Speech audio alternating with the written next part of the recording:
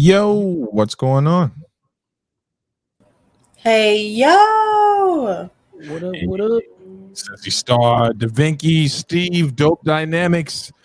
It's Wednesday night, so that means it's time to get depressed by the world events. And here are. Aren't I depressed enough? This is the show that's unapologetically black by unapologetically black people. And my friends. Yo, it's going crazy in the world right now. We got people catching 30-year and 20-year sentences. BET put some spect on the name of one Kevin Samuels at the BET Award. And I'm still so happy to be here with two amazing friends of mine who I'm going to shower with all the ado.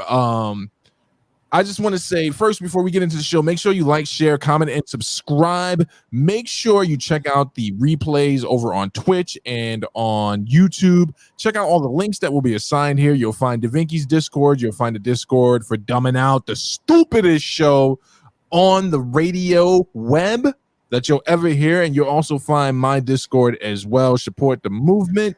I just want to give a quick shout out to our sister Bex, who is under the weather. Send all the love, positivity, Afro prayers, white prayers, and all the prayers we can muster, and all the communist prayers that you can, glean from China over to our dear sister. And those are the most important prayers, honestly. the most important ones.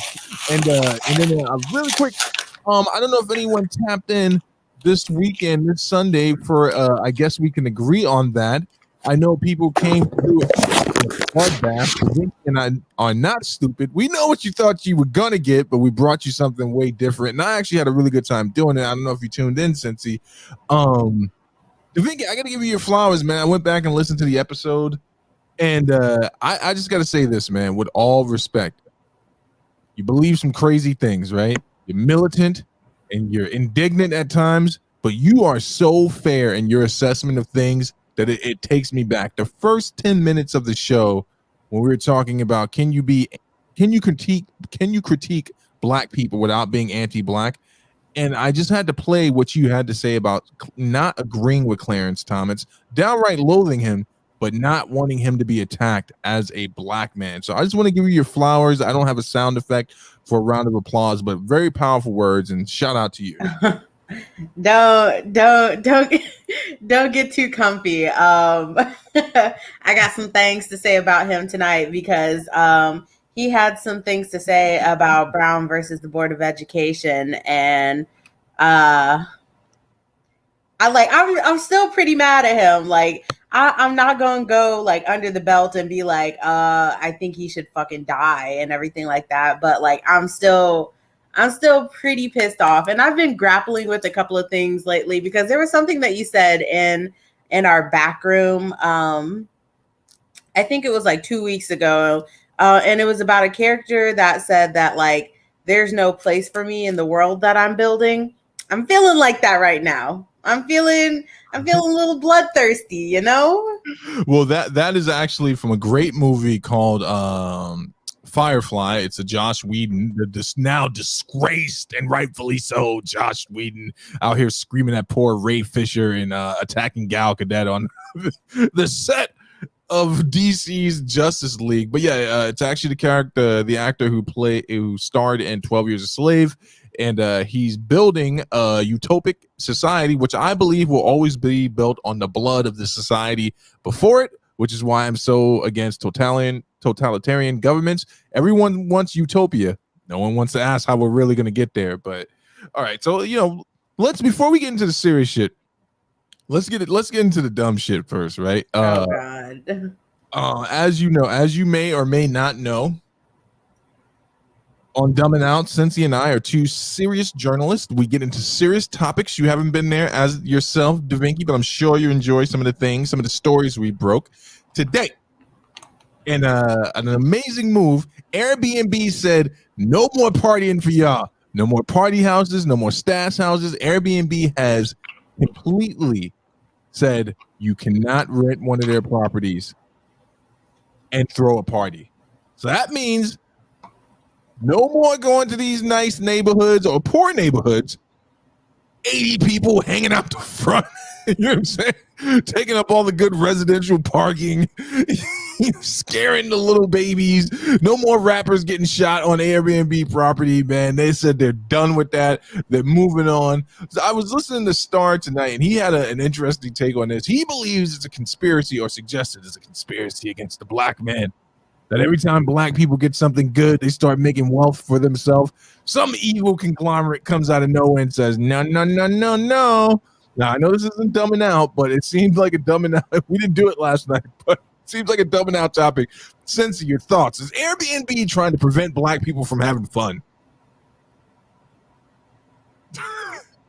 Your mic's off, my brother. Airbnb is doing even worse than that. They're trying to prevent black people from owning property. So I'm just going to leave that right there. Airbnb. We know what you're up to. You're trying to keep us down, not let us get all the way in. And then what are your thoughts, DaVinci? I mean, they're shooting themselves in the foot, honestly, because like at this point, I would rather go to a resort or I would rather go to a hotel because the prices are exorbitant. And then they give like the owners like free reign to charge like cleaning fee on top of cleaning fee. And like I really have like an issue with this because like I'm staying in a VRBO condo right now because I travel for work, and like I really don't like staying in a hotel. Like I don't have a stove, I don't have a refrigerator. I can only buy like one meal at a time for the like refreshment refrigerator that they keep under the TV, and I hate that. I hate that. And so like the exorbitant prices that they're charging, and like the cleaning fees on top of like telling people what they can and cannot do. And like I get it if it was like reasonable, like I don't know, like don't burn down the fucking place or something like that. Like if they were asking something reasonable, I'd be like, yeah, that's cool. But you can't rent out property to somebody and be like, yeah, you can't have more than 4 people in that bitch. No alcohol, no this, no that. On top of that, like I don't care if you pay to have the place professionally cleaned. Like I want it cleaned by this person, and if you don't do this and if you don't do this, I'm gonna charge you like $2,000. Like that's bullshit. I'm just gonna go to a hotel. Fuck you. No, wait. Now, let me ask you a question. Hold on, I gotta shove the curls in here. We haven't gotten a haircut, so we're trying to. Never mind. No, it's not working. Let's forget the hat. Now wait. Hold on for a second. You're taking it too serious. You're not dealing with what needs to be dealt with. You just went on some like dealing with real world shit. I already told you I can't do that. I'm so sorry. Me and Cynthia tried to get you to jump out the window hill a little bit. See, I believe that Airbnb has been hanging out in these Facebook streets, man, hanging out in the Pan-African group forum and the Black Wildin' Out Christian forum and the Hotep Chris forums, right? And now they're trying to say that you people are no longer allowed to have fun. You can't have the type of parties you enjoy. There's got to be cucumber sandwiches. The potato salad's got to have raisins and apples in them, right? You see what I'm saying? This is more of the programming, DaVinci, right? If you would read between the lines to control the mind of young black and brown people. And pretty soon everyone's going to be listening to Barry Manilow and talking about Taylor Swift is the greatest to ever do it. What are your thoughts, Cincy? This doesn't compute. You're being sarcastic, right? This is a real conspiracy theory that's being floated out there. If we want to talk about real conspiracy theories, we can go to the files. I've got tons of those, but this is not one of them. Bex chiming in from bed saying, I mean, I love me a good cucumber sandwich.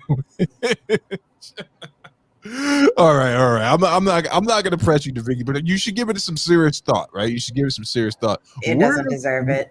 Where will you be in history when someone kicks in the door, the Gestapo, with a cucumber sandwich? Like, eat it or else. You eat this cucumber sandwich with mayonnaise. Right? No paprika. None. You can't have it. All right, let's get into it. So we got some topics here for you tonight. Oh yeah, I forgot one more honorable mention. How could I let this motherfucker get away with it? OJ Simpson has spoken, and OJ says he avoids Los Angeles because he feels he may be sitting next to whoever did it. In that case, he should boycott family reunions because he'd have to sit next to his son or whatever, you know. I knew you were going to say that when I saw this meme. I thought of you. Cincy, your thoughts? OJ never going back to LA. Feels the real killer is still out there. Could bump into him at Subway. I feel him. Oh my God. Bex, you couldn't choose a worse time to be sick. So, Cincy, what you're saying is that you feel as if though OJ could wake up and look in the mirror. I mean, look outside his window one day in LA and see the real killer. Is that what you're saying, my brother? It's a big city. You never know. Oh my God. We should never do this show after a canceled Dumb Enough. Yeah, premium urban news. All right, let's get into the serious. So let's kick it off. DeVinky, Clarence Thomas, opening his mouth, speaking on some things. What's going on there? A lot of shit. Like he had a comment, and I was just reading it because like it completely threw me off because I was just like, why would you say something like that? He said, a celebrated ruling against school segregation. I'm sorry, I can't read. I'm having a stroke. But he was just making comments on Brown versus the Board of Education and the abolished doctrine of separate but equal. And he said that it was wrongly decided. And I don't see how he could say something like that as a black man. Oh, okay. Now, I'm looking for the link. Did you drop that in here, and did I miss it, or hold on? For the Clarence Thomas thing, because I want to make sure we get it to the people, and so okay. And I'll wait till I get the link. Since you have any thoughts on it before I speak on it? No, I mean just from right now, what you just explained about it does sound kind of ridiculous. Like I sent you the TikTok that I watched, but I went back and did some. I was just making sure that it was true, and so I sent you the video. But I'm also going to send you the article that I read that includes the full quote. But it was just like, how could you? You know? Wait, now was this a quote he made some time ago, or is this something recent that's happening? It's pretty recent, but he also said something in the past as well. Okay. I'm gonna play the TikTok. Let me get it up here. The ticky tacks, as you kids like to say. Okay, it's time for you guys to listen up. All right, this is not a drill. Oh wait, we're sharing the wrong goddamn screen. Hold on for a second.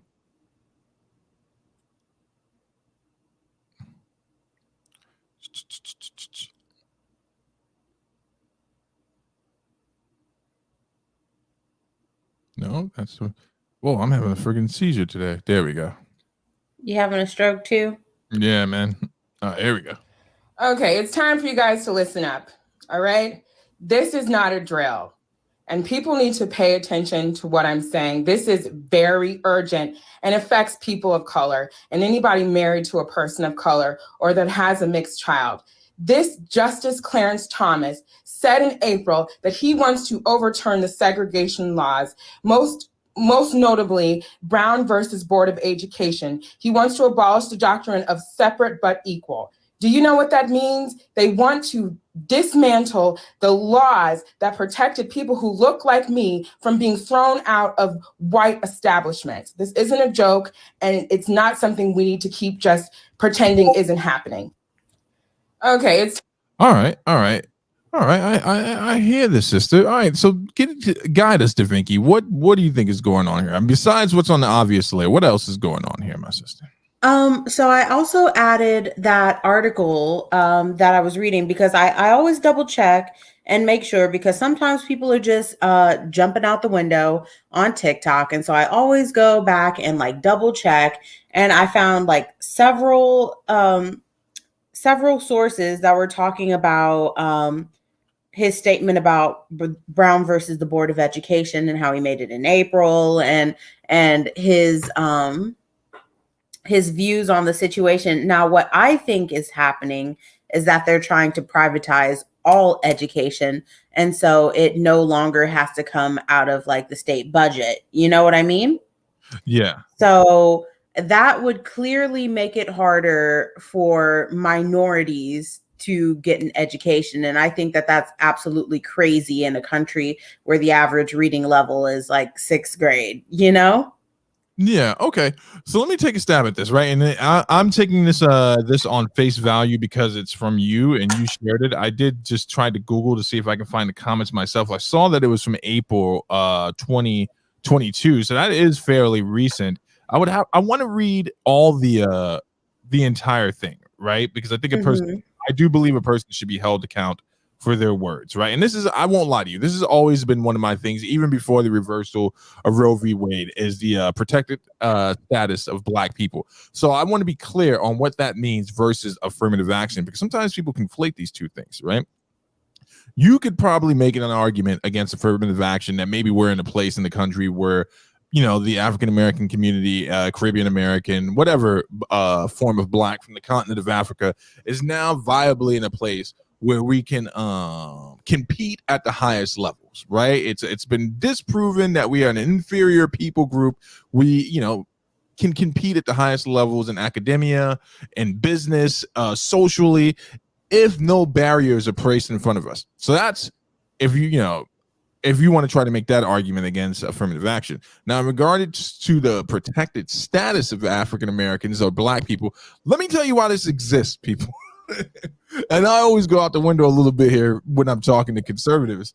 And I asked them a question that would have them do some introspective work. I'm like, do you really believe that we're far enough removed in America? And I'm not trying to prove a point. I'm asking them the question that if the protected status was removed over African Americans, that we can continue to move forward? And this is a question that I ask people all the time, because there's a difference between our movement and the movement that people who, you know, our elders fought for, died for, marched for, got sprayed for, dog bitten for, then say other movements, right? It's not that far removed. You know, and I think we take for granted sometimes that 1968 is a lot closer than you think. Now, socially, yes, I think we've made grounds in many, many different ways. I lean towards Cincy's side of the argument in this, in regards to the Black dollar would 100% protect us against certain external threats. I believe Black gun ownership. You know, you want to come over here putting crosses in my yard? Let's fight. You're on my property, and I'm going to maximize and use my entire constitutional right to lay you down. But if Clarence Thomas is truly going down this route, and he's going down this path, I implore every Black person to do a few things. One, if you have no felonies on your record, go buy yourself a gun. Be ready to protect yourself. Not that I think anything is going to happen, but you should own a gun anyway to protect yourself and your family, right? Two, start pooling your resources with other like-minded Black people in the community. Start leaning back into the things that made us a great people and still are a great people prior to the burning of Black Wall Street. I still believe that we traded something off in the civil rights movement, and this is just me speaking for myself right now. 1968, when everything started to change, you know what disappeared in Harlem, Cincy? The Black Hospital. You know what else disappeared in Harlem? The Black Dollar. The more integrated we became, the less we needed to rely on each other and our strength to thrive as a people. Look at our neighbors in the Hasidic Orthodox Jewish community. They will not be bullied in any way, shape, or form. And whenever voting time comes around, they make their presence and their dollar known. And that's how we protect ourselves from these type of things. Now, public schools being what they are, I am a parent. I cannot afford to send my child to private school. I would send all three of them to a private Christian school. I would, in a heartbeat. But they're at where they're at. So that means that me and Mrs. Holdup must remain active and involved in the entire process. Of course, this is worrisome to me, but I'm going to restrain from making a full-blooded attack until I read the entire thing. I'm only taking it at face value because I trust DaVinci, and I know she wouldn't come with any bullshit. So those are my thoughts on it. Obviously, I'm not a fool. I understand. I think I shared this quote with you once, Cincy. A brother by the name of Brian Lorette said the reason that he believed that the civil rights movement was inept in its totality was it succeeded in changing laws, but it did not succeed in changing hearts. And I worry more about the hearts of people, black people included, than I do to protect, the laws that protect us. If I was totally convinced that America was in a place where we were actually seen as equals and brothers, right? Then I'm like, no worries, man. No worries at all. Let's move forward. Let's see what happens. But those are just my irrational concern. Make sense? Yeah. Now I was want to warn you. You come around here tripping. It's 6 acres. You step 1 foot over here looking for smoke, I'm not giving up any warning shots. You know what I'm saying? Like, I'm not. Black, white, yellow, brown, Puerto Rican, Haitian. Yeah, I'm sending bullets right through you. But like, you guys chime in. What's up, Mantis? Cincy, did you have something you wanted to add? Because if not, like, I was gonna jump in and say that I agree with obviously Steve had pointed out some of my feelings about that that I've expressed earlier, but yeah, this is extremely dangerous. Much like you've mentioned before about the Roe versus Wade, like this is just a potential precedent to a whole lot much more dangerous situation. So like I said, this is the first time I'm seeing it like Steve, but yes, it's scary to even think about at this point. all right. And I encourage you guys, I've included the article. Like, I just didn't jump out the window after I saw TikTok. Like, I go back and I find an article, so you guys can read it yourself, and then you can jump out the window when you want to. I love that I got you saying that now. I want y'all to jump out the window with me. I will say this though, right? So again, this is just me speaking. DaVinci, Cincy, I want your thoughts on this. I do feel as though since Roe v. Wade decision has come down and it's been overturned, I am not accusing you of this, DaVinci, which is why I wanted to start the episode off with admonishing you and all these things, because I believe you. I trust your intent. I trust you.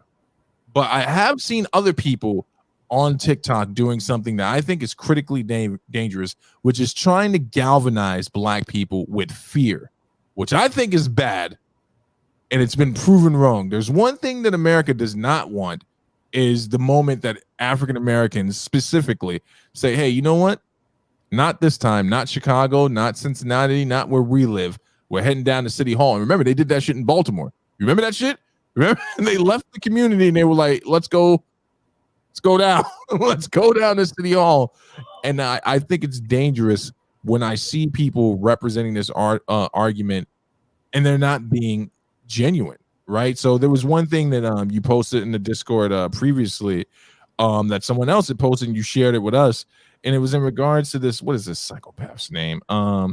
Senator John Cornyn was responding to Obama's tweet about Roe being overturned. And it was painted in a light where he was saying that Brown should be revisited next. When in actuality, what he was saying was, no, Brown versus the Board of Education overturned 50 plus years of a wrong ruling. And I just want, I want to hear your thoughts on this, DaVinci. I really do. I don't want people trying to fear monger black people. If you got hard facts, present that, but don't be out here trying to start some shit and trying to get us to like run out into the streets and burn some shit. Your thoughts, my sister? I've been talking about this for a good couple of years now because it's one of the big issues that I have with white feminists, and what makes me so angry about them, because like they know that they need us in order to have a successful movement, because a lot of them right now, they don't know how to protest, they don't know how to train to protest, which is one of the topics that I wanted to talk about today. How people don't know how to protest anymore, and that's why our movements aren't successful.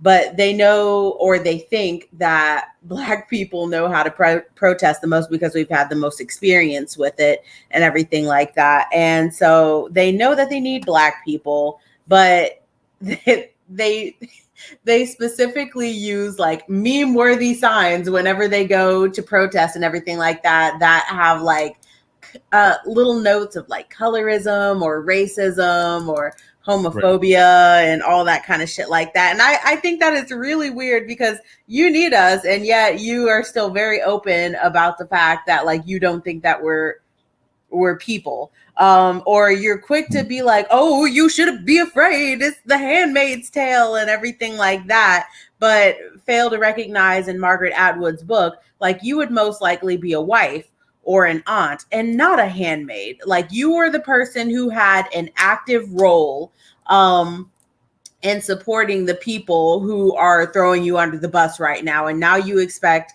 Black people to step in. Like you never paid attention when it was Black people who were on the chopping block, and you never paid attention when it was in Puerto Rico and they were poisoning the water with experimental sources of birth control, or in Guatemala when they did the very same as the syphilis experiment in America, or in the South in America when they were sterilizing Black and indigenous bodies without their consent and everything. Like you had nothing to say about that shit. But now that it's finally your rights that are on the chopping block, you're like, oh, you should be afraid. We should stick together. Like, bitch, if you don't get the fuck out of my face, like, this is not my issue. This is your fault.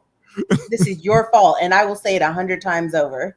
So wait, you're not coming to the defense of the young lady from Full House that got pushed over the other day? I'm not coming to the defense of any white woman right now. Oh. I'll tell you this much, Cincy. When they pushed her over, I just want to say this, man. I've seen a lot of Black and brown people get pushed over in friggin' protests, and it's always like they get up, they dust themselves back off, and they run right back in that cop's face. They pushed her over, Cincy, and she was just like, okay, let me take 3 steps back and just use the bullhorn. Just like, that's not the way you protest. Take a slug to the mug if you believe what you believe. What are your thoughts, Cincy, man? You think people are trying to galvanize Black people, make them scared, get them out there? Yeah, I do. I think that's been a tactic that has been around for a long time.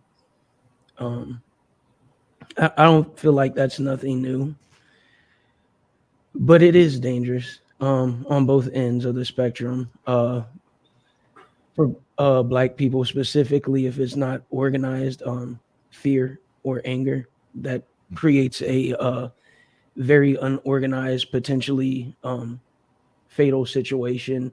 And on the other end, like you said, they don't want to see that. They don't actually want to see that.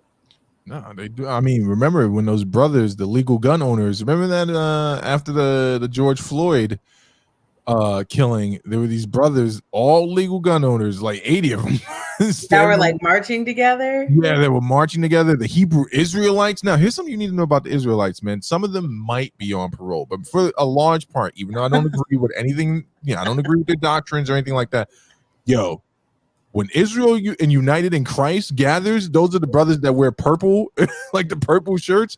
They're out deep, and they were out protesting, and I think that was a different look, and it intimidates them, man. And I'll always hold on to that bit of my militant behavior, which is when they see us all together saying, no, legally, I have the right to be here and I will not be swayed otherwise, not burning shit, not destroying shit, but like, I'm going to protect my shit. I mean, obviously they could scratch our ass off the earth with a fucking laser. We get too rowdy, but I don't know. I feel as if though there is some fear mongering going on. They don't want to see a total response. They don't want to see a united community saying, no, we're not going back in any way, shape, or form. So I wanted to address it. You know, I wanted to address that. I was telling DaVinci over on, I guess we can agree on that even though I won't stop in my critique of bad behaviors, I do want to point out the positive things. Like, I feel as if though we can just look at this situation and come across the table with the overturning of Roe v. Wade and say, hey, can we look at the felt needs, understand the pain, understand the confusion? Maybe it'll bring us closer together as a community to go, hey, there's some things we just need to be aware of, right? Educate yourself on your local votes. You know, who's running, how have they voted in the past, what have they said, what do they believe, you know, what do they, you know, have they ever dressed up in blackface and said, no, it's just a fraternity party? Like, these are the type of things you need to be aware of, you know? I feel like that's kind of gaslighty, like a little bit. And I know it's not intentional because, like, I know you have the best intentions with telling people to vote. And I think that it does help on some level. But I'm feeling extremely gaslit right now, especially since that they, when I say they, Joe Biden specifically said that he would codify Roe versus Wade. And here we are. People voted, they came out, and when he said that, and when they were afraid that our rights would be taken away from us, they voted. They did exactly what you said to do, and here we are. No, but they didn't do what I told them to do, right? Like, are you talking about on a state level? Because even then, I'm talking about on all levels of voting, but I'm saying that you need to look at someone's history, right? I was trying to explain to people who Joe Biden is and has been for his political career. That's what I'm talking about, my sister. I'm like, now, even though, you know, I'm on the other side of the table, why didn't he do it? These are the things that I've always asked myself, like, why didn't they do it? No, like, and if it was something that they knew their constituents, their female constituents were concerned about, why didn't it happen? They had all the time to make it happen, and they didn't do it. And you're right, but that's who he's been his entire career, just like you said. But it was the choice between voting for him or voting for somebody who would most definitely, we felt like, make it worse. And so we were voting between the better of two evils. And that's why it feels extremely gaslighting, because I feel like we're always voting between the better of two evils, because these people at the end of the day, they're still going to accept money from super PACs. They're still going to play in our faces and like, you know, act all chummy with like Black people so that they can get their vote, or act all chummy with women so that they can get their votes. But their actions in the past, like, they show exactly who the fuck they are. Like, and I think I mentioned Joe Biden's his actions and making sure that some of these things actually happen. Like, if you look into some of the shit that Joe Biden's done in his political history, like, I think you would be absolutely disgusted. Like, some of the things he did surrounding student loans absolutely make me want to vomit. And but he was the only choice that I had. And so, like, it just feels extremely gaslighty to be like, oh, you got to vote, when the people who are actually in charge of the government, or the people who are actually in charge of making these big decisions, are the ones with the shmoney. Go ahead, Cynthia. Yeah, I don't even have anything to follow up with that one. That was on the money. But here's my point in regards to I agree with Malcolm X on so many things, but one of the things that I learned most from Malcolm X is his view of the liberal, right? And you guys remember what Malcolm X said about the liberal? Exactly. And I believe they've proved it time and time again. I think that black and brown people should start voting more transactionally. Obviously, there needs to be a conversation within both communities in regards to our elected officials. But at the same time, the thing that I'm reminding myself is that I have a few choices when I get up in the morning. And this is just me. I still got to get up, go to work, and feed the 4 people that live in this house, right? So I can't be overcome by fear. And that's just not a privilege that I have, right? I have to maneuver a certain way as a husband and a father. And I think Cynthia had said this a few episodes back when we were talking about, relationship dynamics. I have 3 sons that I have to empower and raise in this world. And I'm not going to put any other barriers in their way. And I traverse this water with them all the time. Like, how am I going to raise them? Am I going to give them the "you got to be better because you're black" speech, or am I just going to say you need to be an honorable man who needs to be doing the next right thing? And I lean towards that, which is I'm going to raise my kids to know history and to look at patterns, right? And always remind them that you must always be aware of what happened, so you can kind of gauge what might happen, right? And for me personally, in regards to like Roe v. Wade and even my own home dynamic, I've made no secret of this. Me and Mrs. Holdup do not hold the same political ideology. We agree on about 80% of things, but it's that last 20% where it's like we're at the table and I'm like, put that knife down, woman. You put it down right now. But at the same time, it's taught me how to reach across the aisle and look at these things. Like there's something here that's happening that I need to be aware of. And I'll continue to maneuver that way. In regards to them not keeping their promises, the women, I hope women learn a lesson, and I mean not just black women or brown women. Hope women learn a lesson about their voting power moving into 2024, right? Because Trump, fucking this guy, he came on a rally and he said something that's indisputable. He's like, I kept my promises. I just want you to let that sink in for a second. To his constituents, right? He made promises kept. When's the last time you were able to say that about a liberal elected official? You can't. You understand what I'm saying? Like promises made, promises kept. And I know DeSantis is getting ready to run, but I think that this hurts his chance in 2024 because even though he's doing Trump version 8.0, that entire base has been regalvanized. Like, oh, wait, hold on for a second. This guy came in and gave us nearly everything we asked for. What else can we get if he decides to run again? And I think that there's something for liberals to learn in that, right? He's a political pawn, but he's a political pawn that came in and he turned politics upside down on its head. I think liberals need to start looking for who's their person that's going to galvanize and do that, because if you keep leaning in these career politicians' paths, you're going to keep getting the same result. You know what I'm saying? Like you might need, and I'm not endorsing it, I don't want a radical liberal up there, but I'm just kicking game right now. Y'all might need to start looking outside the box. You know what I'm saying? And I know everyone wants AOC to run, but I don't know. I think she's been up on the hill too long. Her message is starting to soften just a little bit.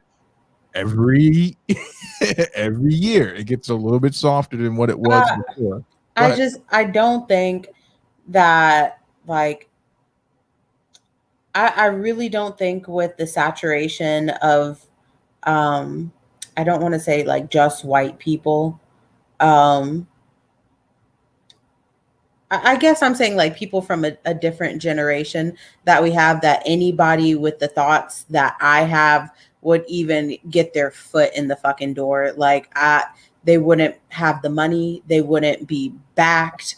They like they can't even get their foot in the door, because I've said this time and time again. It's two wings of the same bird. And if they sense that you're not going to play ball with them, then they're not going to let you in.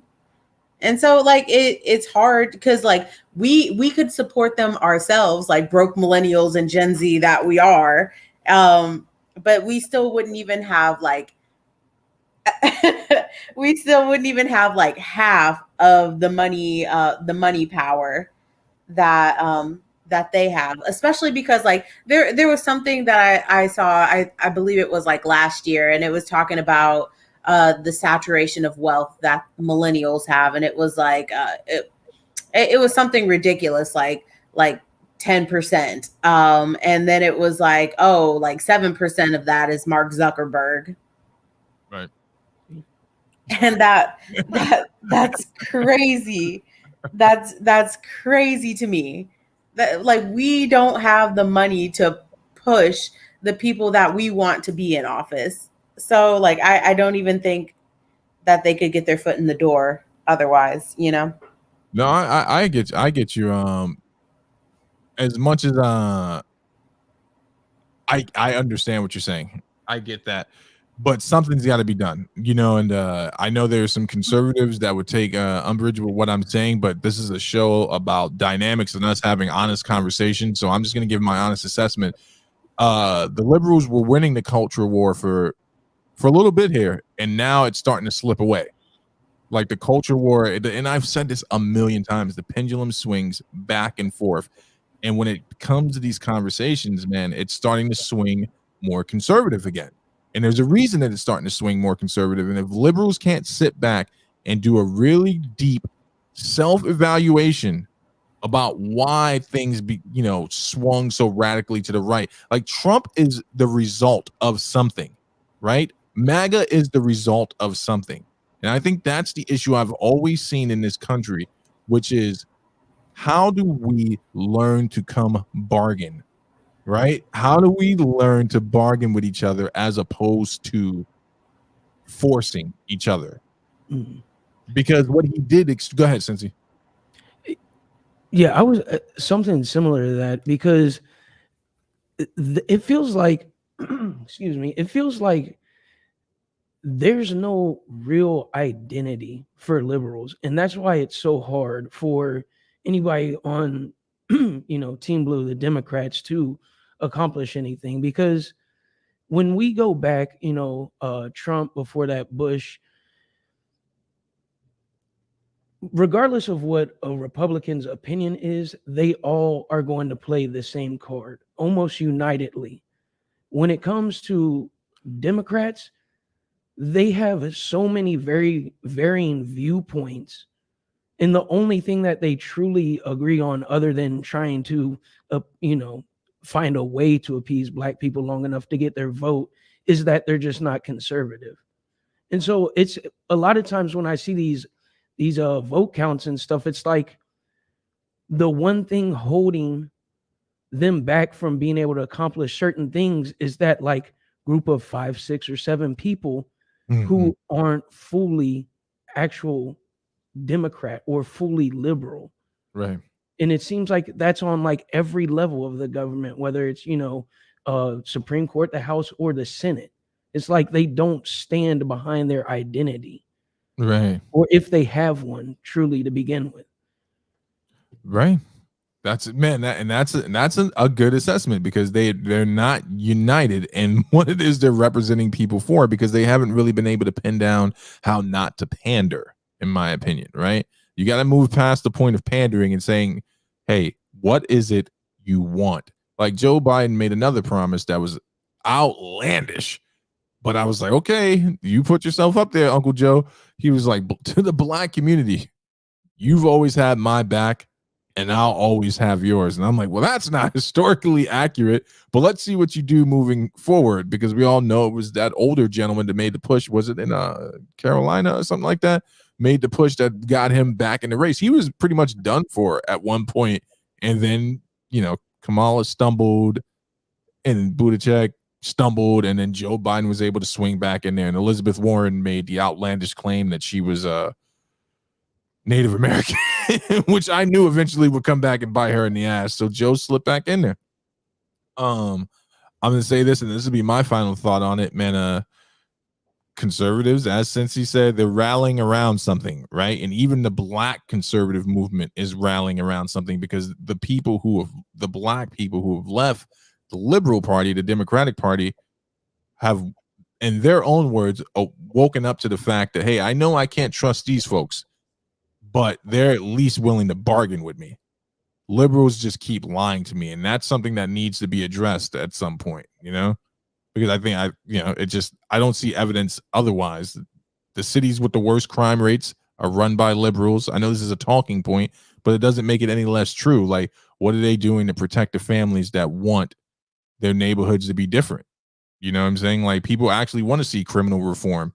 No one's putting any real weight behind it. The most criminal reform I've ever seen, like the person who took it most seriously was that crazy woman from Calabasas, freaking Kim Kardashian.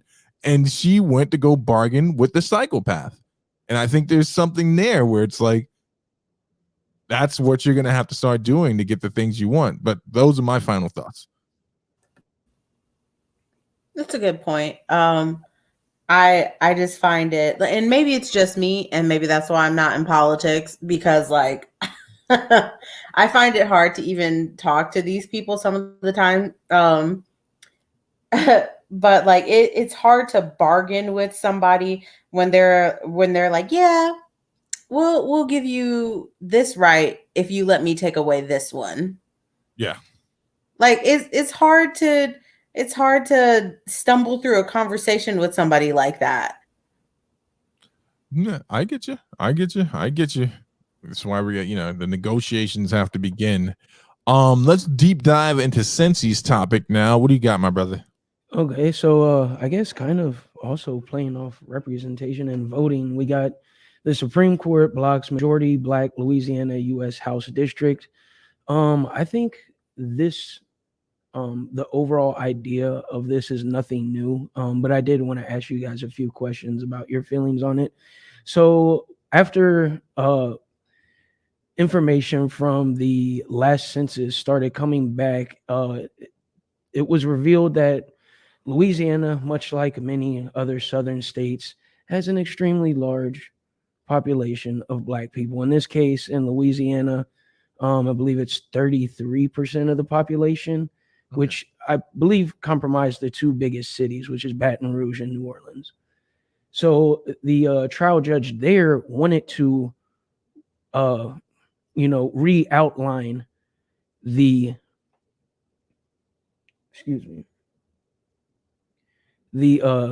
House districts to represent that, new information.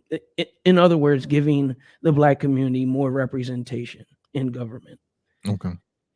So they sent that in, and the Supreme Court, now they didn't throw it out. I believe they did what's called a stay, where they put it off, and it's going to cause Louisiana to still only have one Black district for their upcoming elections, which is at the end of the year. Something similar like this just recently happened in Alabama, and the Supreme Court did the same thing, but their reasoning was because that they tried to do it too close to voting time.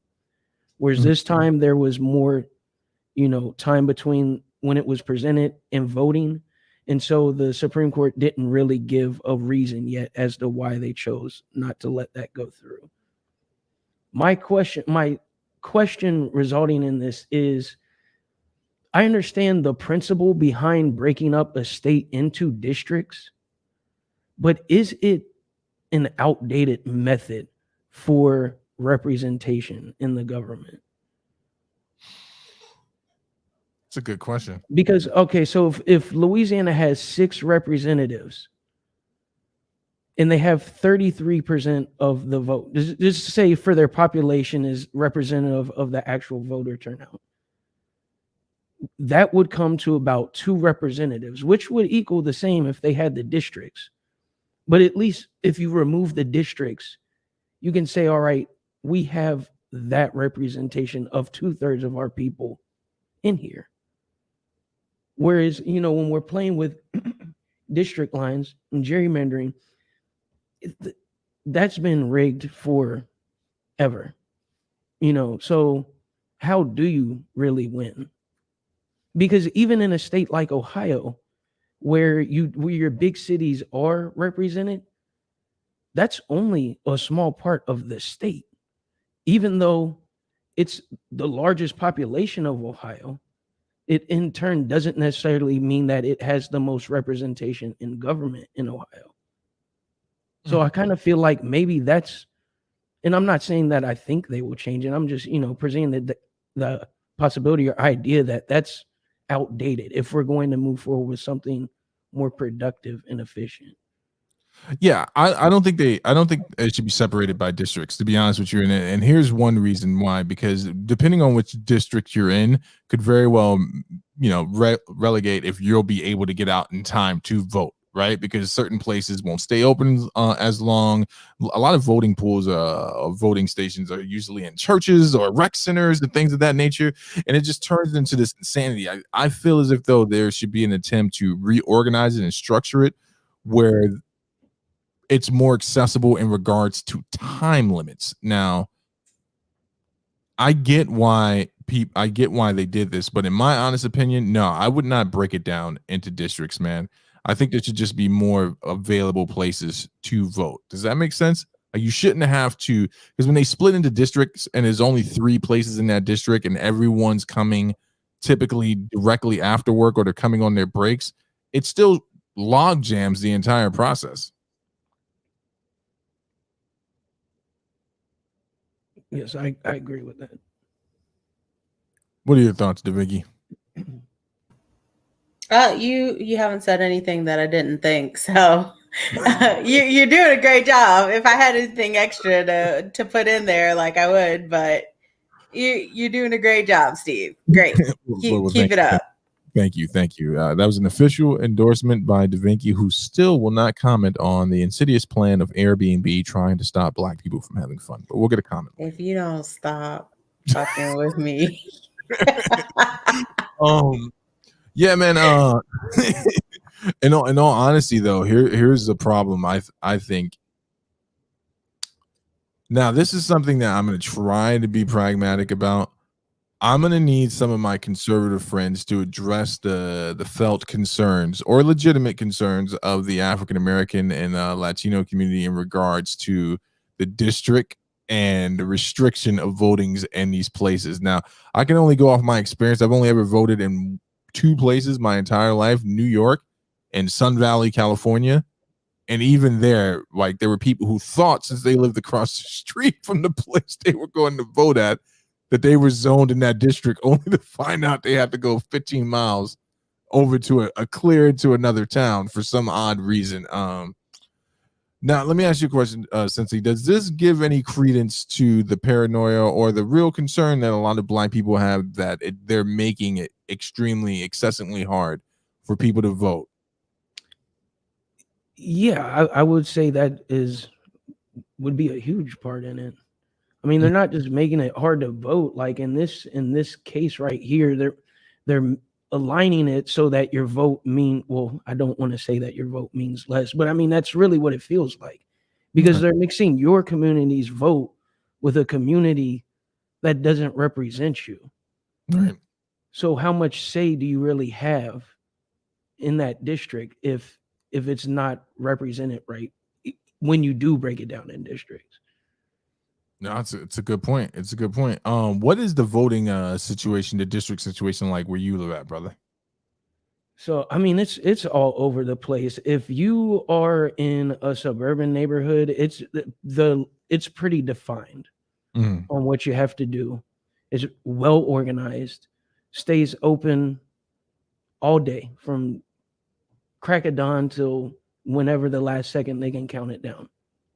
When you start to get into the city, it's a lot more difficult to figure that out, because the way they break up the towns, the districts make no sense.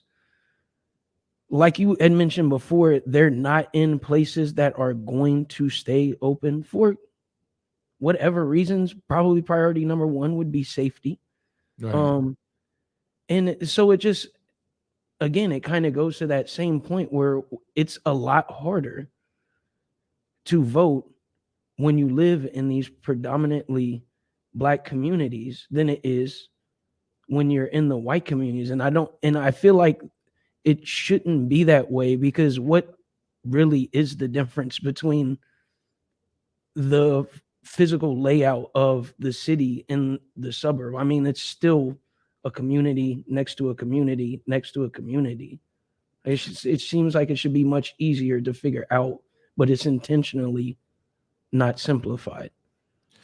I feel as if though, and this I know someone's probably going to correct me in the comments though, man. I feel as if though they should be broken. If they're going to be broken into districts, there's only a way they should be broken into districts, and that's in regards to primaries, right? So, for instance, I can't vote right now in the New York primaries because I'm a registered independent. And so, the conservatives went out, the liberals went out, and I have to wait to the actual election. I think that's the only way it should be broken down for districts. It's, are you conservative or you're a liberal? Because I get what you're saying when they do this thing where it mixes the vote, especially when you're doing small votes and things like in regards to your sheriff or the superintendent of your school or what have you. Things that was a bad example, but you get what I'm saying. Like, and your vote gets mixed or almost washed because it's shifted into a community where it doesn't really register. Then yeah, that's the okie doke right there. But that's the only way I feel like it should be broken down. We've leaned into this partisan system. So break everything down along those lines. Are you registered conservative or Democrat? And actually, I feel it's unfair as an independent that I have to wait while y'all fight it out for the first, few weeks. I should my party reps should be up there if they exist at all. Kathy says during early voting, you don't have to vote at your designated polling location, and there's also mail-in ballots. Okay, yeah, that now depending on where you live, that's that could be a hinky dink, a rinky dink situation as well. Go ahead, Cincy. Yeah, I was not gonna address the early voting part, but the mail-in, at least the people that I've been around, that's another one of those things, whether right or wrong, and just black paranoia. It's just, no. Like they're not doing that, because when I write it down, physically give it to them or hit the computer, like at least in my mind is going where the hell it was supposed to go. Sending the mail-in ballot, I don't know. I ain't see it getting the right hand, so I don't know. Like, I just have this image of you in your mind, the mailman's out there. He's got the Klansman pillowcase over. He says, like, I got your vote. Don't worry.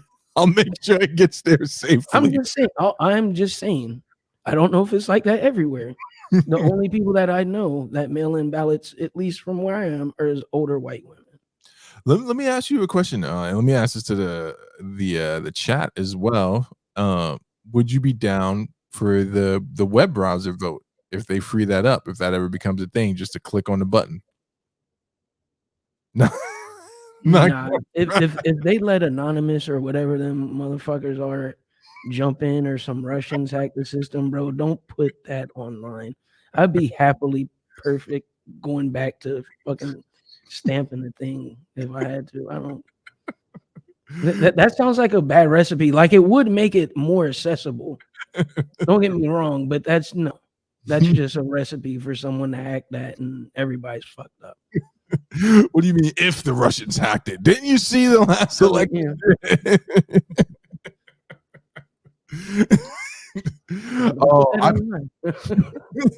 I personally would not be down for the web browser, just because I know how easy like these browsers are exploited. Chrome is always dropping something. If you ever read any of the updates or any of the forum stuff right before they like, this is addressing this security concern and this is a new security patch for the shit we didn't tell you was happening. Oh, by the way, your email's been compromised for months, but we didn't want to scare you. We fixed it. Don't worry about it. Look, if we had a Chinese level lockdown on media, right, I'd probably be more open to it. I'm not saying I want that. What? This shit is crazy, but if we had it like that, I'd be like, yeah, okay, I trust it. I'm not here. DeVinky, you doing would you do the electronic web-based voting? No, absolutely not. Man, I think we're good. I think we could do it and trust in it. In regards to like zone, What? What if you accidentally hit the refresh button? Does it like automatically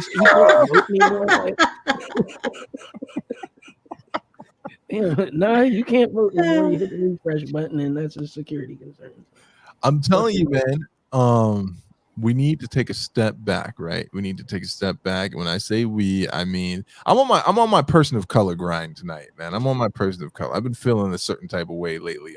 just jump all the way out the fucking window. I'm on my person of color grind. Whether you be conservative, liberal, or not, we need to take a step back and look at how things have been working for us in this regard and start asking ourselves some real poignant questions. You know what I'm saying? Take ownership of these things. I agree with DaVinci. We've been done dirty in many instances, but I think sometimes we rally and riot on the wrong things where it's like they got us looking over here when we should be looking at this, you know. So say this article, for instance, that you brought to my attention.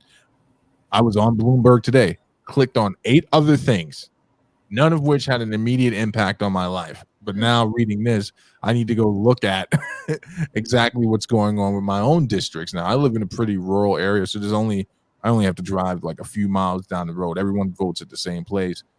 And I think that's the benefit of living in a town, right? One town goes to vote here, another town goes to go vote there, and then that town goes to vote over there. And there are multiple places in those towns, and you can go to any place as long as you're registered.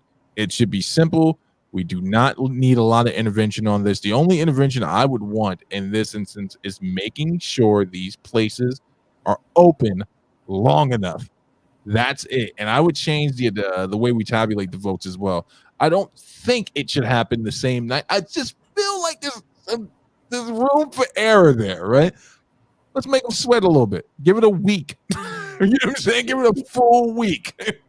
I was going to say the same thing. Like, why couldn't this be a 3-day? You know, even if it wasn't a whole week, a 3-day process gives you enough time for most people to work something out.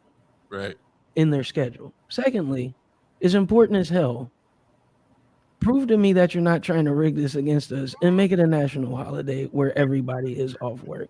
Oh, now you talking crazy. Now you talking. I'm not talking crazy because if that, no. Because I agree with you. I agree with you, but they're about to send a bullet right through your internet. I'm surprised your face is freeze up on the screen right now. 3 days, and one of those days is a holiday day where it's off, and that could be the last day and the day that they finish doing the all paid.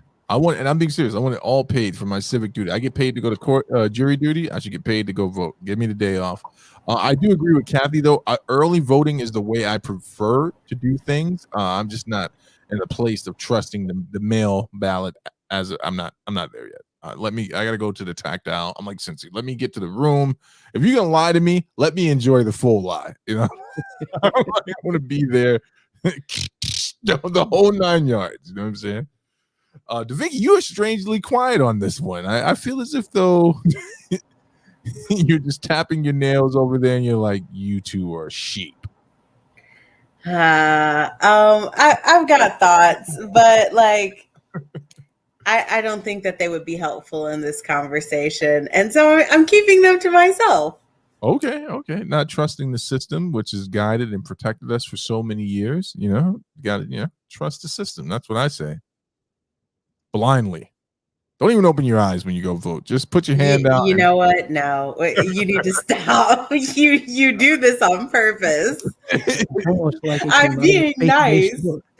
I'm being so good and not like.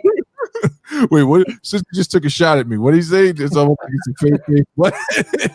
It's almost like it came straight out of a faith-based book. Listen, the Bible teaches you anything other than to trust your elected officials. All it says is render unto Caesar what is Caesar. And actually, I'm going to do a show on that one day because I heard someone say some stupid stuff in regards to that verse. But all right. Since you got anything else on this topic, man? No, sir. Listen, you guys, the links are in the description. Make sure you check your district, find out what's going on around you. Stop being a snail and participate in your own process. You know, put your hand out, close your eyes, and just count to 3 and see which button it lands on. Now on to the serious news. BET, Black Entertainment Television. Did you guys watch the BET Awards this year? I didn't know I signed up to join an episode of Dumb and Out. I'm not doing this with you. No, you didn't sign up. This is serious shit because I think it's an interesting conversation. So, you know, every award show has a segment typically where they honor people who have passed away that year. And BET, not is not different than any other award show in that regard. They had their segment where they honored some fallen, black entertainers, and I don't watch the BET Awards. I was happy to see that Jack Harlow and Brandy had made up. I thought she kind of jumped out the window. Like, how the hell? He's like 20 something. How the hell is he supposed to know you're related to Ray J? You don't even have the same last name. But on the screen, when they're doing the tribute to departed people, Kevin Samuels pops up on the screen. Recognized a great person that had been lost in the black community. Your thoughts? I don't know who they were pandering to. Okay, see, now this is why I wanted to have this conversation. Now it's BET. I want you to know that, right? Even though some of its higher up producers are white women, and it was owned by a white man at one point. Ted Turner, look it up. BET. Why would they honor Kevin Samuels? What? Just come with me on this mythical ride right now. Why would they? That goes against their core principle, right? The largest. I'm almost positive. I don't even need to have to look it up. Their key demographic has got to be black women. It has to be. I don't know too many guys that watch BET. Like, it's just not something I hear coming out of the mouth of black men. I don't hear it. And most black guys are now watching guys like Nori's Drink Champs, and they're watching Charlamagne the God Breakfast Club. Like, that's where they go. They're watching Fat Joe's podcast. I don't think a lot of men are leaning into this. But why would a place where? Why would they honor him? What do you think, Cynthia? You got me. I completely missed it. And I think that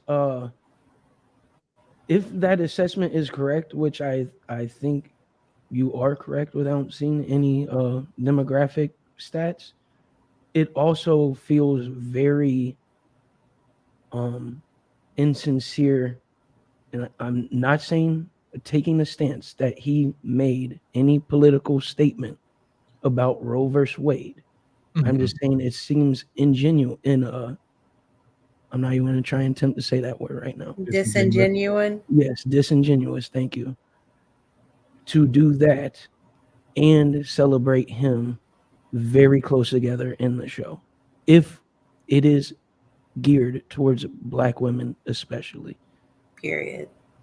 Now, does this lend itself to the thought that black thought isn't a monolith, right? Because some people would say, myself included, that he served the vital part in starting a conversation that might lead to some reconciliation. I heard one, I forgot what this guy's name is. I don't know if it was Joe Brown or I'll look it up. So I don't want to quote the name, but that Kevin Samuels essentially became a father to the fatherless, right? That he became this father figure to not just men. And remember, his demographic was 85% women. The largest consumer of his content was women, and they seem to have been coming there for a reason. And I found it really interesting that he is a social, never been in the industry, they never cut a record, ain't no producer. You know what I'm saying? He did make his way onto Atlanta. That shit is crazy.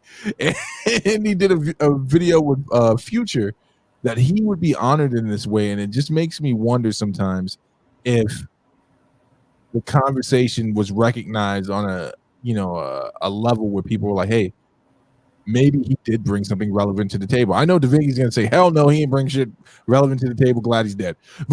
Like, someone there. Period.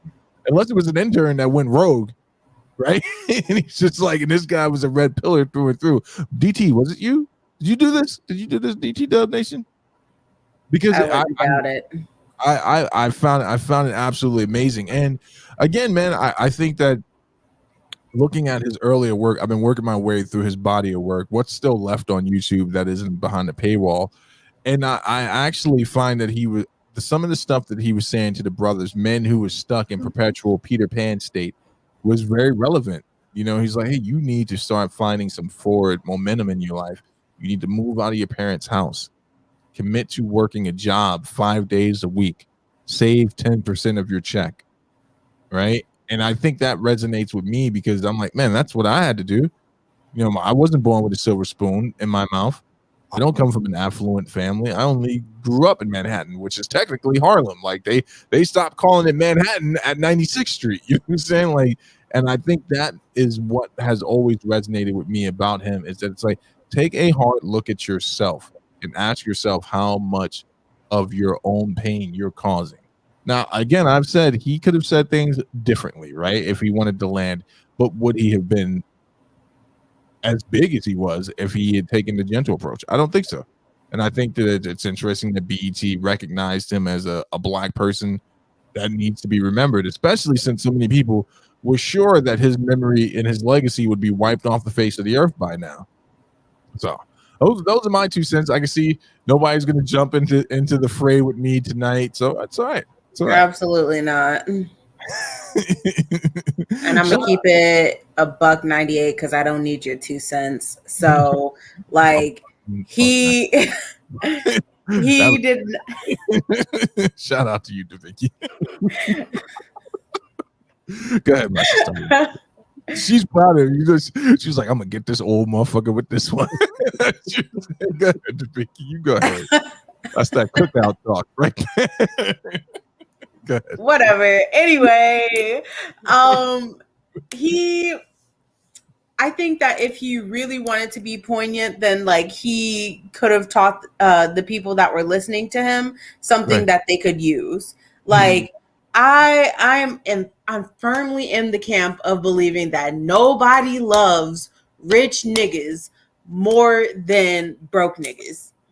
Like I'm firmly in that camp, and they saw him doing well, and they saw him getting attention from his fan base and everything like that, which was predominantly women, and I blame those women for that.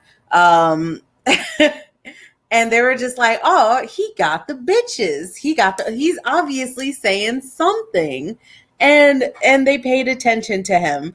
But like most of his rhetoric came from white supremacist roots. I really don't see how he impacted the community in any capacity other than to like start fights whenever it's because I was hanging out with my best friend in Florida, right? And she wanted me to meet her boyfriend and everything like that because like I'm a feminist and like for the most part, like she thought there was gonna be a fight. Right. Anyways. Wait, is this that friend you told me this story about? We're talking about the same guy right now? Because this is a good story. No, I don't think so. Okay. I met Janae last year when I came down here, and I absolutely love her to Reese's Pieces. Well, if you're listening, Janae, I can't wait to see you at the gym tomorrow. But she introduced me to her boyfriend, and one of the first things that he said was that he didn't like these modern feminists and that Kevin Samuels put it all into perspective.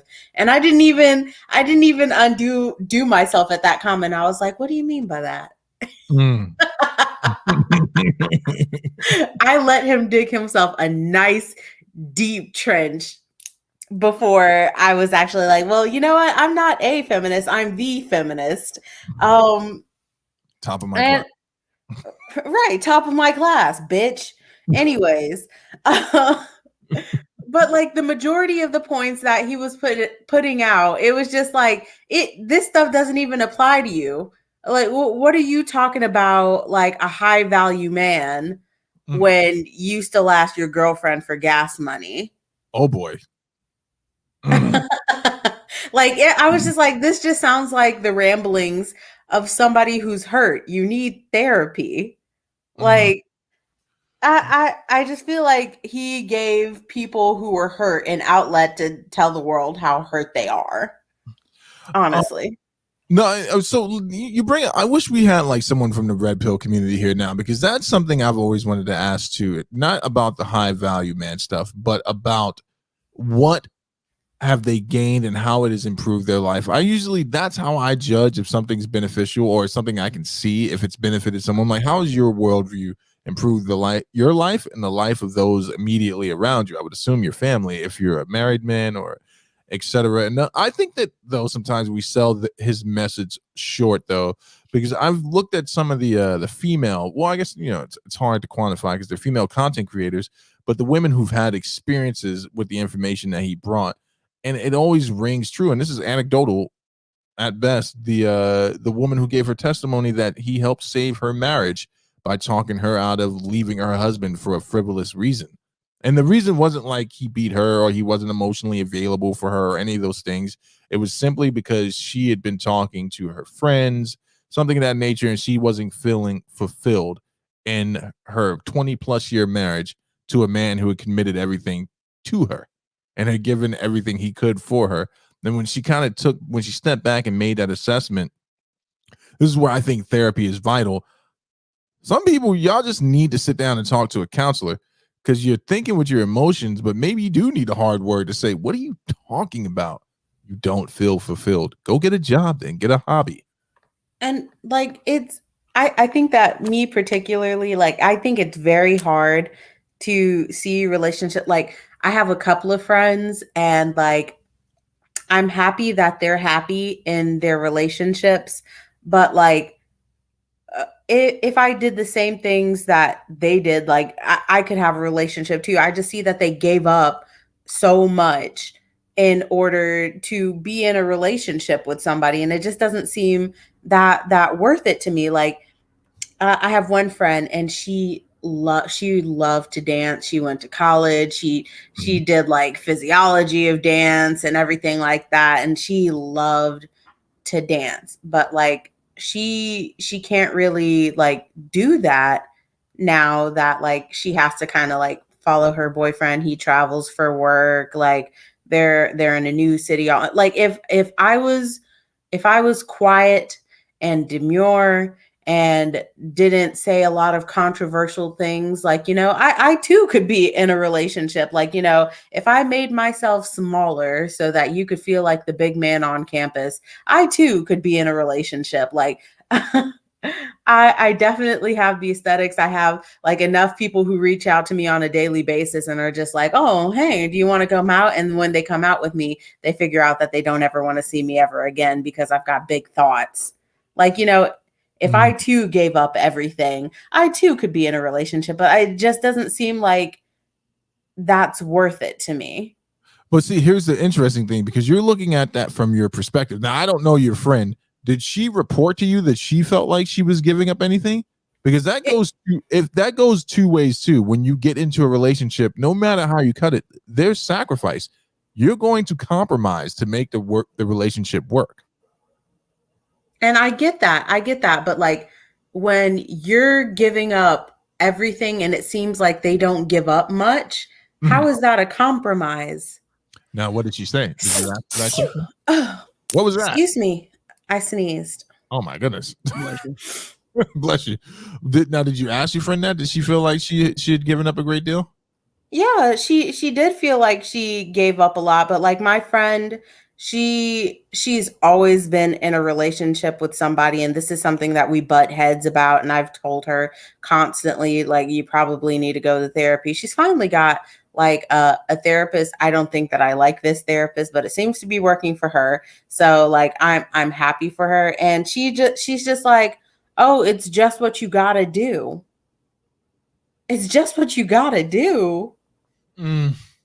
I think we need to make the distinction, because it would be there's an interesting thing that happens right in this conversation, and I can get it. I see it from the female's vantage point, which is I'm giving up my entire self for you, but that's not necessarily true. People give up things for a relationship that they're in, especially if it's a healthy relationship, right? And I think that happens more often than people think on the man side. But there's one fundamental problem with being a man. We don't vocalize it enough, because it's just what I do. But we say that, and it's just like, this is just what I'm going to do. Like, it's not for me to tell her that I gave this up. I'm giving it up because I need to give it up to make sure she has what she wants. I think that would be a valid like conversation about how like men just don't vocalize anything until they're good and angry about it. And I don't want to generalize men, so like let me amend that statement. You amend it right now with your funny sneeze. Go ahead. Not my funny sneeze. I think that a lot of men are taught that, like, you just have to like not talk about it so you can get through it and everything like that, or it doesn't seem like you're boasting about the fact that I did all this for you. Right. Um, but like it's a conversation that needs to be had. Like I want to know that, like, hey, this means a little bit of something to me, but I see that it's not viable with our lifestyle, so I have to give it up. And like not in a I want to hold this over you type way, in a like I just want you to know that I'm sad to see this go type of way. You know what I mean? No, absolutely, absolutely. I don't know, man. What are your thoughts, Cincy, man? You ever give up anything for a woman and not say anything?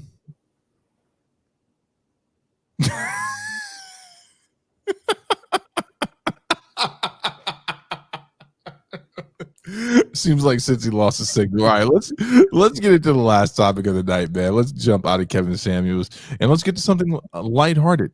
R. Kelly, Robert Oh Kelly. my fucking God. What is Robert wrong with Kelly. you? Robert Kelly got hit with 30 years in prison. In the Brooklyn court today, he was sentenced. I didn't even know he had a charge in Brooklyn. I don't know why I assumed that all this was going to be coming out of Chicago. But yeah, man's getting ready to do 30 years. Rightfully so, right? But that's not why I brought this up, right? R. Kelly's getting what R. Kelly worked so hard to get, and there's no defense for that. There's some people that are making a weird case that this is somehow racism and a heavy-handed approach, and I'm just like, okay, so what are you saying that 30 years is a heavy-handed approach? Yeah, listen, I'll let you argue with that part of the internet, but I want to ask you guys a question in regard to this, though, because shout out to Jen on the Block and Dana with the Data, two shows I really enjoy. They both made a very good argument that R. Kelly should not be the only one going to prison, that the parents of some of these kids that put their children in this place in front of this predator to be taken advantage of in hopes to catch a bag, allegedly, they should also be held criminally accountable. What are your thoughts? Absolutely. Exhibit A, Aaliyah, who did Ooh, that exact same thing. you talking a lot. You saying some things. What do you guys think, man? Because I think it's true, man. Like, we all watched the documentary. We're seeing all these horrible things come out about Kelly, but I'm like, man, I wasn't surprised by any of it. He got acquitted for something that was on tape. That was amazing. I'm like, this is clearly on tape. Like, this happened, but it proves again how corrupt Chicago is. But should these parents be held accountable? Like, how did some of these kids? Now, I understand children can run away. Teenagers are, they're rambunctious. They do crazy things. They rebel. But if you were putting your kid in front of this guy in hopes of getting a bag and something horrible happened, man, I don't know. I think some of that comes down on you. Yes, 100%. Yeah. Go ahead. Who go ahead? Somebody was, since he was talking, then you talk. So one of you go right now. Go for it. Yeah, 100%. Like I definitely feel like it was child endangerment. And that they should go to prison, because like in some capacity, like I feel like they're just as responsible as he would. I think I brought up an argument a while back that, like, if you know something is happening and you do nothing to stop it, then you're complicit. Like I definitely feel that way about these parents who may have or allegedly like put their children in his sights because they knew that they could probably catch a bag. They're complicit. Celebrity How worship. does that not make them an accessory? Celebrity worship. It's celebrity worship, man. And yeah, go ahead, Cynthia, because I got something to say, man. Go ahead, brother. Yeah, I was gonna say something very similar.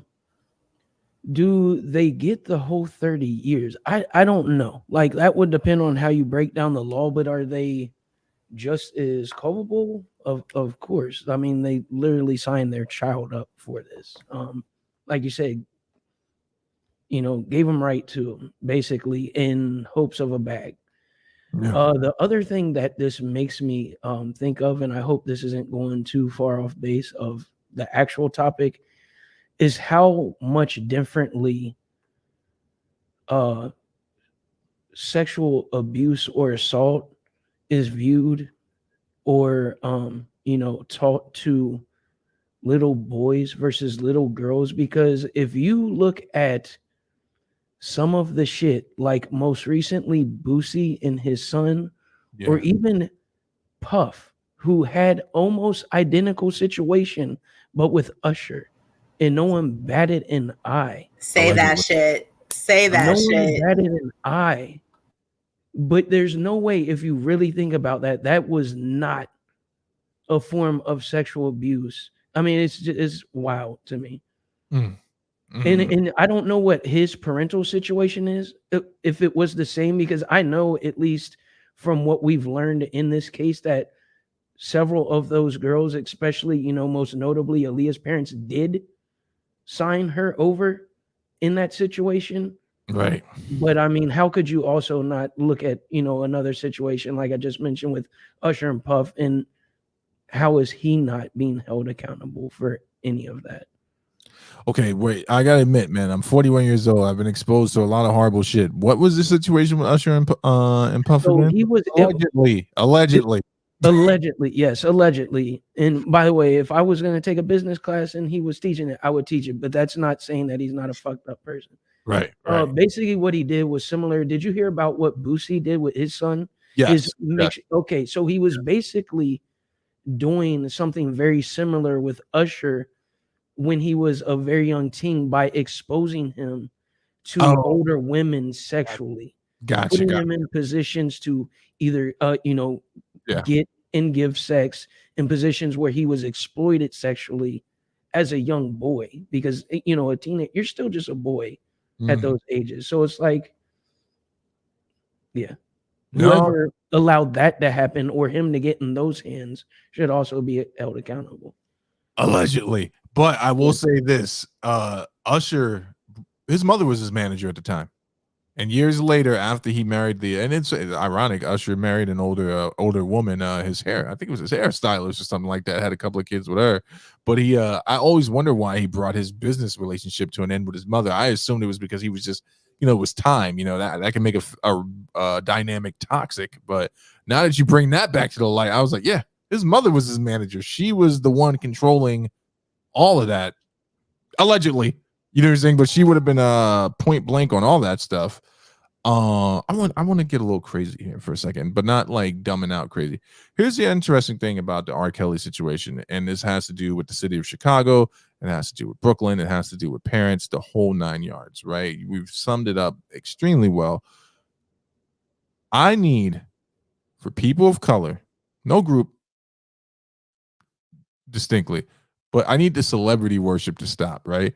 Mr. Kelly has been found guilty. There has been enough evidence against him. At what point do we stop saying things that sound crazy and leaning on conspiracies and saying that this man was set up? Like, how much evidence is enough evidence for you to stop doing that? And I guess the final thing I would have to say about this situation is, if the parents are culpable, when are those charges going to drop? Because that means, it's way past the point, right? So it can't be kicked back to family court. So does that mean that the victims who were kids at the time, do they file civil suits against their parents? What do you think? I think that, like, it doesn't matter. I mean, some kids are strong enough to, like, come back full circle and hold their parents accountable, but a lot of us who have been traumatized by our parents, like, I think that we still on some level want a relationship with them. Like, I think it's crazy that, like, you can go through some crazy shit with your parents that'll make you never want to talk to them again. But then you'll be sitting there one day and be like, oh damn, I miss my dad, or damn, I miss my mom. And it's not that you actually miss the person that raised you. It's you miss the person that you wish they were for you. And so I think in that regard, a lot of a lot of the victims who were involved with R. Kelly, they're probably not going to bring up charges against their parents, unless your parent really was that nigga, unless they really were heinous, and like you can see no way out of it other than bringing it to court. Like, I don't think that those children are ever going to bring charges up against their families, because like at the end of the day, I know I can't speak for everyone, but a lot of the times, even if your parents are abusive, like you'll still find yourself being like, damn, I want my mommy. Yeah. Let's also not ignore the fact that in Black and brown communities, interfamily sexual abuse is way too often just swept under the rug and handled in the family. So to even get to the point of convincing someone who was raised in a household like that to actually put charges on someone in their family is, like at some point you do something so much it starts to feel programmed, and that's one of those things I feel like in our communities in particular where it feels like we're programmed not to do that. Even if we know, even as a 40-year-old man who this incident could have happened, or woman, it happened to you when you were a child, and you've come to your own terms with it, in the back of your mind, you're still saying, I cannot put my family in that position. I think a lot of people are scared too, because like, even if like there was like a tiny mention of these situations, like I've seen these situations play out on TikTok, because like I do be sipping the tea on TikTok sometimes. The TikTok tea be hot. I've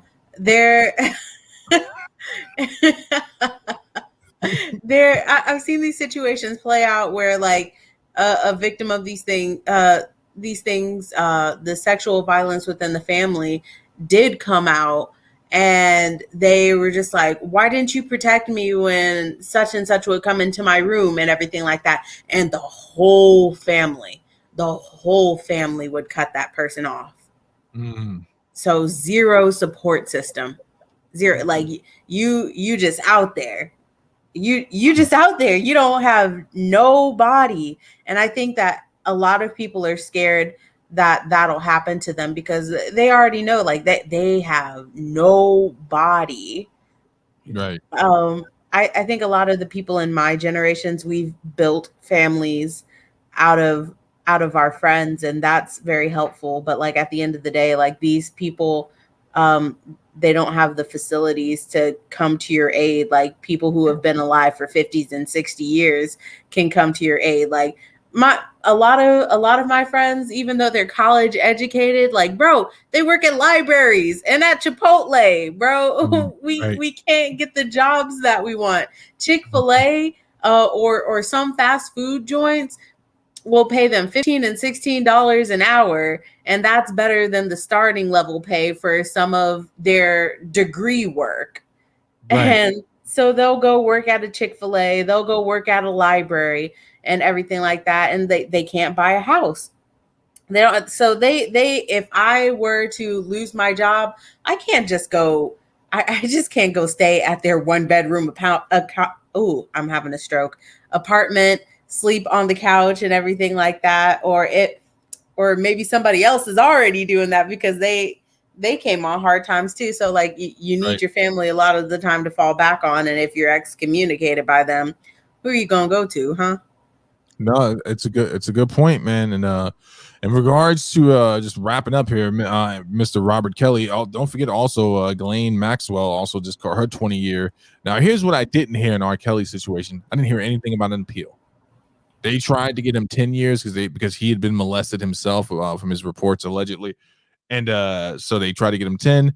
The prosecutors were asking for 25. The judge hit him with an extra 5, gave him 30.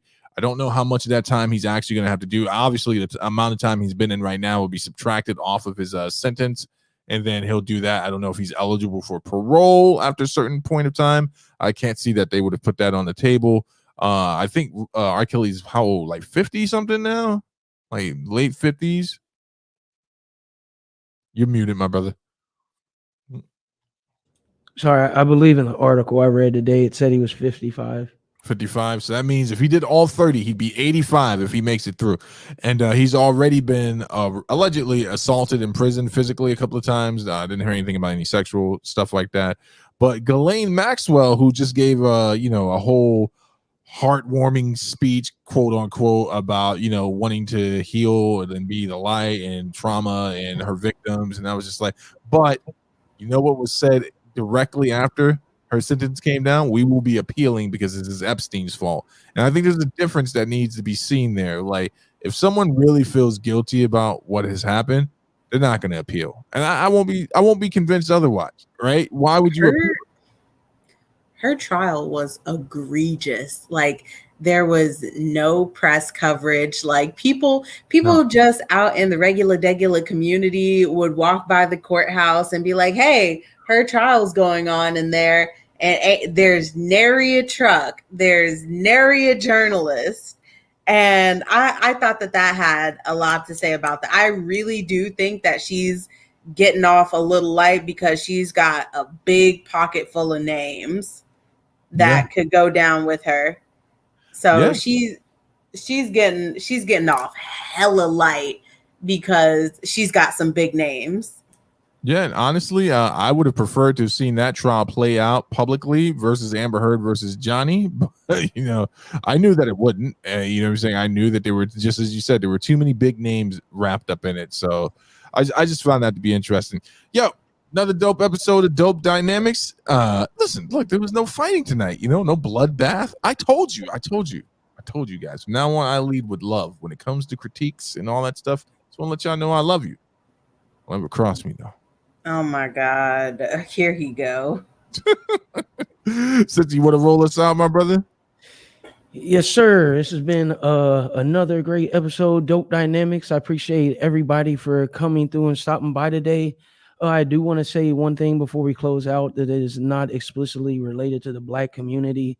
My thoughts and my condolences are going out to the families of the migrants that were lost in the truck earlier this week, the 51 people. Always a reminder that all the stuff that we go through here, we do have big problems, but sometimes it's unbelievable because none of us can ever really truly imagine how messed up of a situation you have to be in to climb in the back of a trailer, hundreds of degrees, just for the chance to get away from your situation.